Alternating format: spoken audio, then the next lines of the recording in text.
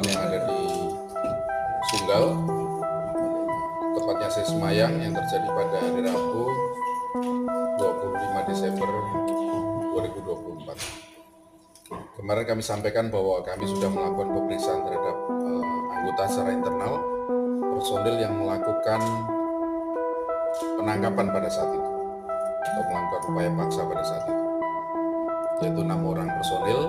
Kami sampaikan di awal, dan hari ini kita sampaikan ada 7 personil, ya 7 personil yang kami lakukan pendalaman pemeriksaan secara internal. Lalu terhadap 7 orang personil tersebut kita lakukan penempatan khusus atau patsus.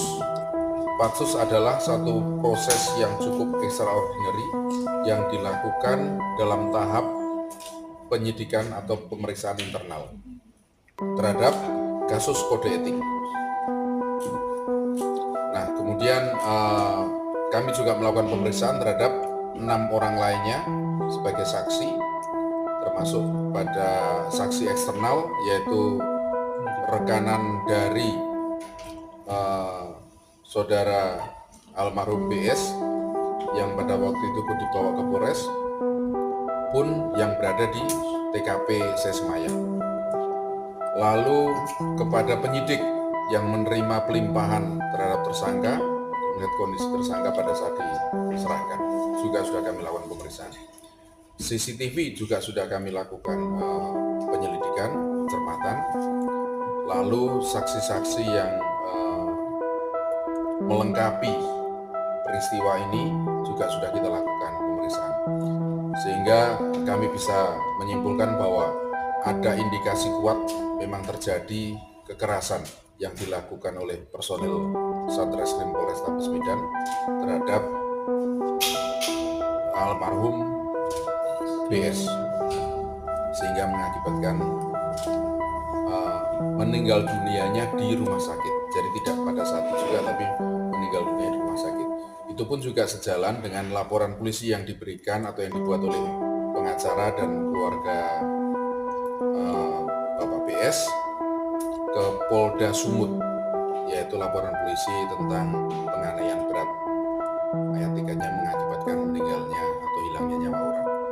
Pun demikian, keluarga maupun pengacara juga membuat laporan polisi tentang pelanggaran kode etik yang dilakukan anggota di Polda Sumut. Karena itu, proses selanjutnya dilakukan oleh Polda Sumut, khususnya adalah bidang atau Kabid Propam. Ya. Jadi kami di sini melakukan pemeriksaan awal dan sudah melakukan upaya paksa terhadap personil berupa patsus. Kemudian langkah selanjutnya kami melimpahkan ke Polda Sumut untuk pemeriksaan lebih lanjut, baik terhadap laporan kode etik maupun terhadap laporan pidana. Lalu yang rekan-rekan tanyakan lagi berkaitan dengan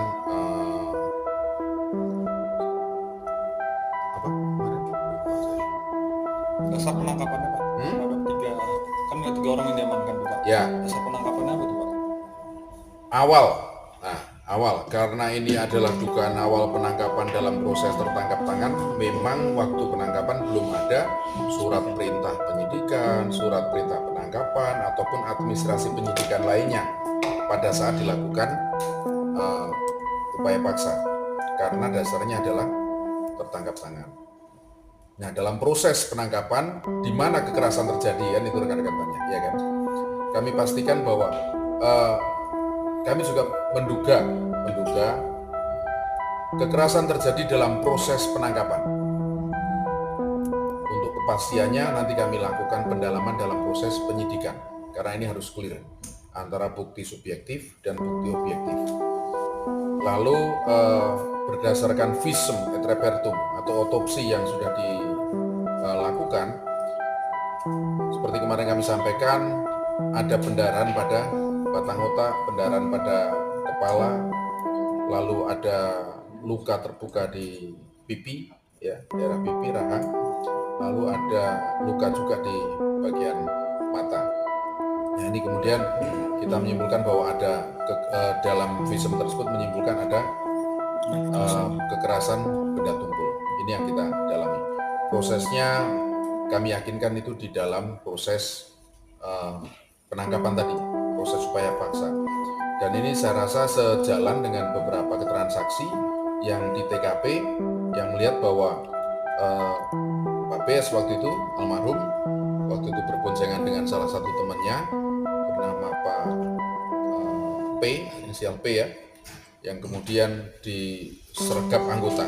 Nah, pada saat disergap dari sepeda motor ini jatuh dari sepeda motor atau ada pergumulan pada proses itu, kita yang kemudian karena benturannya menurut saya cukup keras kalau sampai terjadi pendarahan, pasti ada benda tumpul tadi yang membentur.